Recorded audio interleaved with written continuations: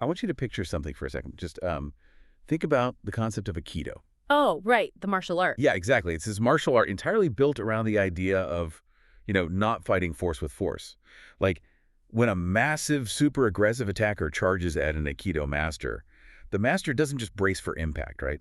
They don't try to punch back harder. Right, they just sort of, they redirect it. Exactly. They just Yeah. gently step to the side, take hold of the attacker's wrist, and use that person's own aggressive momentum to just flip them effortlessly onto the mat. It's amazing to It watch. is. To anyone watching, it looks like magic. It Yeah. literally looked like the master didn't even try.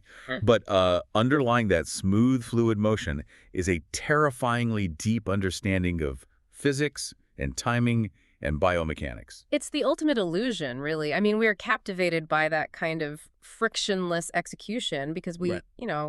we intuitively understand how much hidden, just furious processing power goes into creating it. Yeah. It is a hallmark of true genius in any physical discipline, honestly. That ability to conceal the effort completely. And that brings us to the mission of today's deep dive. Yeah. Because we are looking at a stack of material chronicling the career of an absolute legend of Australian cricket, Oh, yes. a man affectionately known as Junior, Mark Waugh. The elegant enigma himself. Exactly. The goal today for this deep dive is to explore that elegant enigma and uncover how he became a central defining figure in Australia's golden era throughout the 1990s and early 2000s. Yeah, a massive era for the sport. Right. And look, we aren't just going to sit here and list his centuries. We want to really dig into the architecture of his game. We want to know how he achieved what he did. So, okay, let's unpack this. Where did the mechanics of a career like this actually start? Well, it starts with an almost absurd amount of natural talent, honestly, just colliding with the perfect environment. Right. So he was born in June 1965 in Canterbury, New South Wales, and Mark emerged from the Bankstown Cricket Club.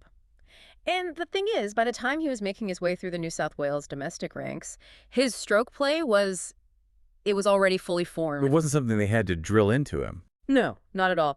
He had this upright, incredibly balanced stance at the crease. It wasn't heavily coached. His foundation was purely instinctive. And that instinct translated almost immediately to the international level, which is crazy. Like, when you look at his 1988 ODI debut against Pakistan, his timing was already there. Yeah, right from the jump. But the moment that truly codified his arrival, I mean, the one everyone talks about, was the 1991 Test debut against England in Adelaide. Oh, absolutely iconic. Right. He comes in, replaces his own brother in the side, which is a whole story in itself, and he just drops a 138-run century in his very first Test innings. And it wasn't just the sheer volume of runs. No. You read the contemporary accounts of that innings, and it wasn't just that he scored. It was like the geometry of how he scored them. He was playing these cover drives, flicks off his pads, square cuts that just looked entirely out of step with the frantic pace of international cricket. Yeah, and what's fascinating here is the psychological reaction the cricketing world had to that specific aesthetic. What do you mean? Well, because of that flowing grace, critics and even some of his peers started slapping him with the label of being a lazy batsman. Crazy. Wow. Yeah, they saw his economy of movement and mistook it for a lack of application, like he wasn't trying hard enough. I have to push back on that, though, because, I mean, in the hyper-competitive, hyper-analyzed environment of professional sports, lazy is usually a death knell, right? Oh, for sure. It implies you just aren't doing the work. Right. So if we look at it from a biomechanical standpoint, was this label actually just a fundamental misunderstanding of his visual processing? Like, I think of a jazz musician who never looks like they are rushing, but always perfectly hits the beat. Precisely. That is a great analogy. It was the ultimate compliment disguised as an insult. The lazy label. Yeah, it was a complete misnomer for supreme cognitive efficiency. Mark Waugh had an innate, almost supernatural ability to pick up the ball out of the bowler's hand fractions of a second earlier than a normal elite batsman. Wait, really? So he's reading the bowler's wrist position and release point before the ball is even, like, halfway down the pitch? Yes, exactly. Most batsmen are reacting to the ball's trajectory after it's in flight. Right. But Mark was anticipating the trajectory based on the bowler's release, and because his brain processed that data so early, he basically bought himself extra fractions of a second. Which is an eternity in cricket. It is. When you have more time to get your feet into position, your movements don't need to be jerky or frantic. You don't need to scramble. Wow. So to the untrained eye or, to a really frustrated fast bowler running at 150 kilometers an hour, that smooth, unhurried positioning looks like a lack of effort. It looks lazy. But hold on, if we follow that logic, I mean, if you have an extra half second to prepare because your visual processing is just that good, Yeah, why wouldn't you use that time to load up your shoulders and swing out of your shoes? that's a fair question. Because surely there's an argument that he left runs on the table by relying so heavily on timing rather than pure power. That is the natural modern assumption, yeah, but it ignores the physics of the cricket bat.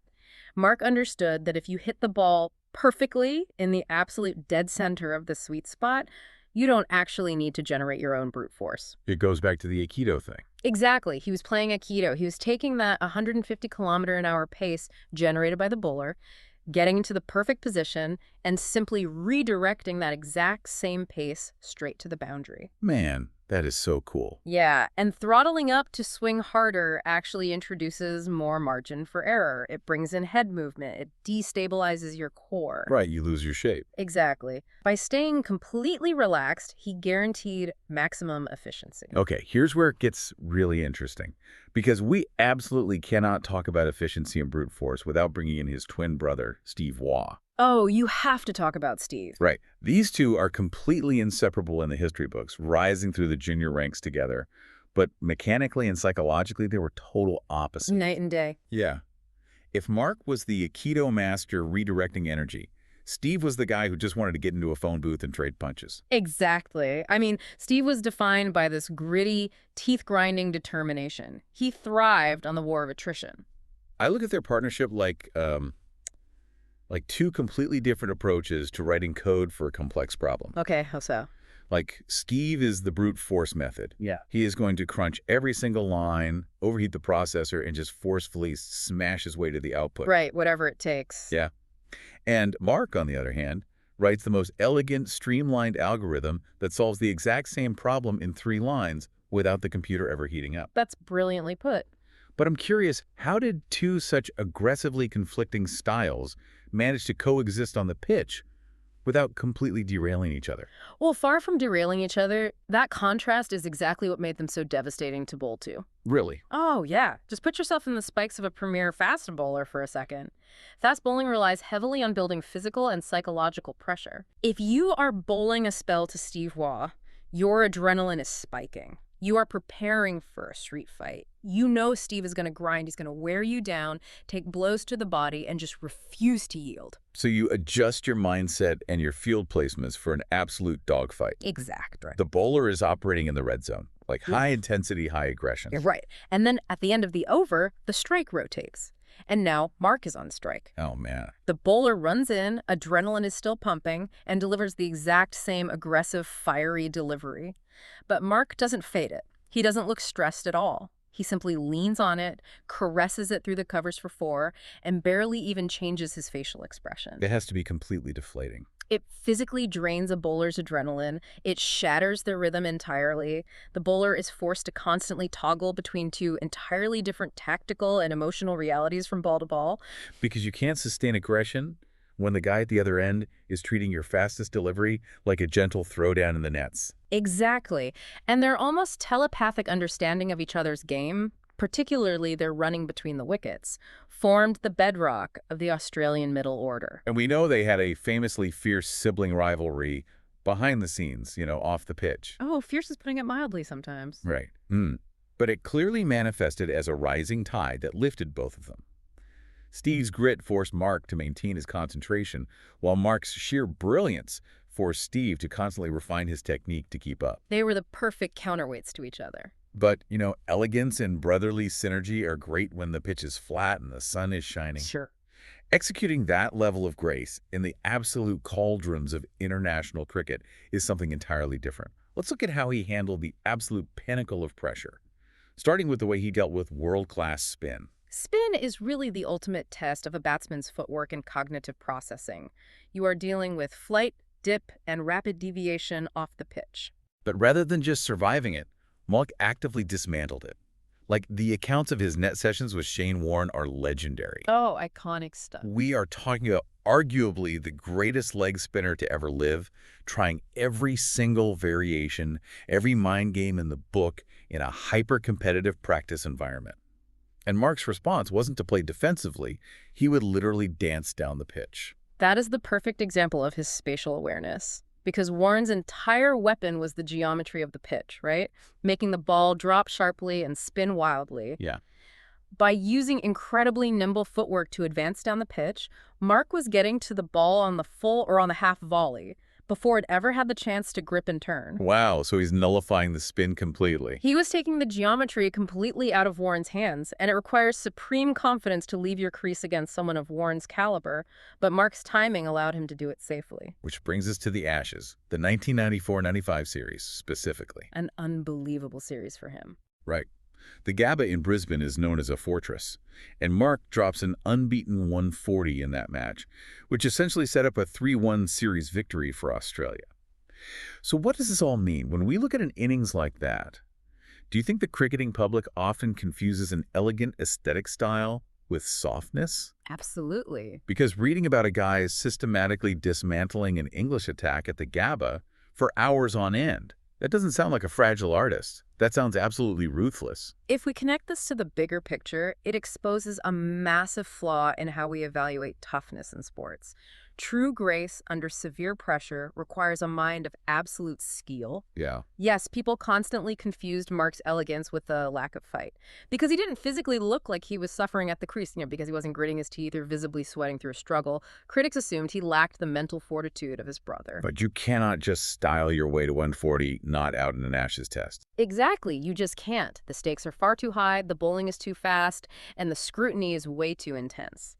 That innings at the Gabba wasn't just a pretty compilation of boundaries. It was an exercise in cold-blooded domination. He was taking them apart. Taking the attack apart, but doing it with impeccable poise. His competitive spirit was every bit as fierce and unyielding as Steve's. It was just cloaked in a velvet glove. And that ironclad temperament translated perfectly to the shorter formats, too. Like, he was the first player in history to hit 3 consecutive ODI centuries. Which was unheard of at the time. Right. And when you look at his World Cup campaigns, specifically 1996 and 1999, he was the anchor. Yeah. In 96, he hits 3 centuries despite the team falling short in the final. Yeah, sublime form in 96. But in 1999, which is widely considered one of Australia's most hard-fought tournament victories, it was his composure in the middle order that stabilized them. Oh, absolutely vital. When the top order faltered and the run rate climbed, Mark was the guy who could manipulate the field and find the gaps without taking reckless risks. He was the heartbeat of that 1999 campaign. He absorbed the tournament pressure and just dissipated it through his bat. Now, we've firmly established his batting mechanics, but if we look at the latter half of his career, we realize his 360-degree vision of the field wasn't just an asset for batting. Oh, not at all. That early cognitive processing we talked about earlier perfectly explains his next dominant phase, which is standing in the slips. It's the exact same physiological trait applied to a completely different discipline. He holds the record for the most catches by a non-wicket keeper in Test cricket. Over 180 catches. Staggering number.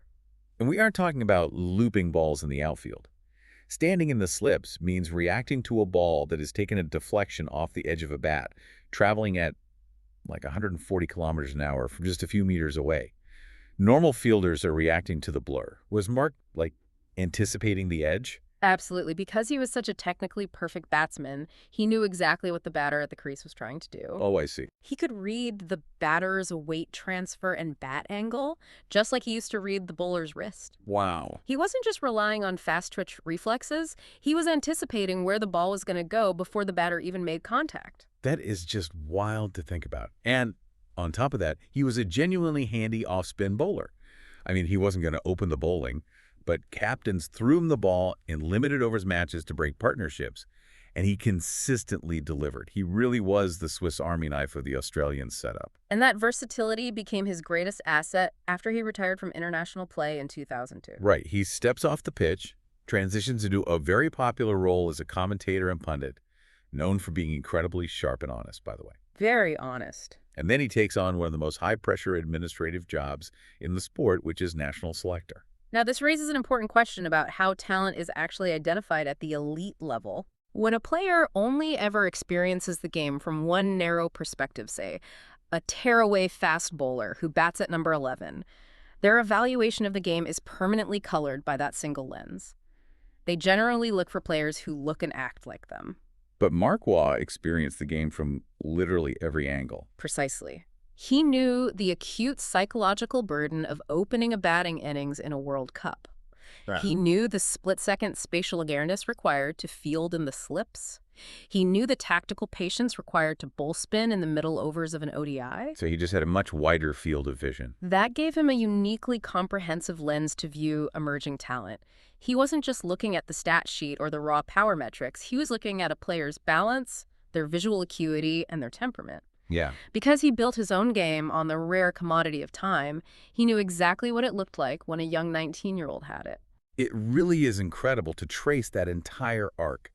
From the kid in Canterbury with the impossibly upright stance, to the teenager refining his game against his bruising twin brother, to the elegant Enigma who broke the rhythm of the world's most terrifying fast bowlers, and finally to the architect, helping identify the next generation of the sport. It's a remarkably complete cricket life. It really is. So for you listening to this deep dive right now, what is the core takeaway from the story of Mark Jr. Waugh? He was undeniably a cornerstone of one of the greatest sporting dynasties of the modern era. Undeniably. But beyond the sheer volume of his records, I think the real lesson is about the ultimate manifestation of mastery. It's about the value of dedicating yourself so thoroughly to the hidden mechanics of your craft, the cognitive processing, the balance, the anticipation that your execution appears completely effortless to the outside world. It looks like magic. Exactly. When critics look at your highly tuned efficiency and call it lazy because they simply can't comprehend how you're doing it with so little visible strain, you know you've reached the absolute pinnacle. The highest form of mastery is not just succeeding, but making the impossibly complex appear utterly simple. Right. Mark Waugh didn't just accumulate runs, he elevated the act of batting to an aesthetic experience, all while concealing a ruthlessly effective, cold-blooded competitive edge. Achieving that balance without compromising either side is just incredibly rare. It really is. And leaves me with one final thought to mull over, and I want you to think about this too. When we look at the modern landscape of sports today, and not just cricket, but baseball, basketball, football, it is a world heavily dominated by hyper-analyzed metrics. Oh, everything is measured now. Every biomechanical movement is optimized, every launch angle is calculated, every spin rate is digitized and fed into an algorithm.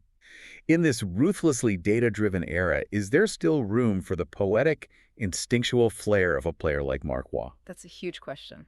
Can an athlete still rise to the very top, relying on that pure, unquantifiable feel for the game? Or has the relentless science of modern sports essentially engineered the art right out of it? Next time you watch an athlete make the impossible look completely effortless, ask yourself, are you watching a perfectly coded algorithm executing its programming, or are you witnessing a master who just knows how to dance to a beat the rest of us can't even hear?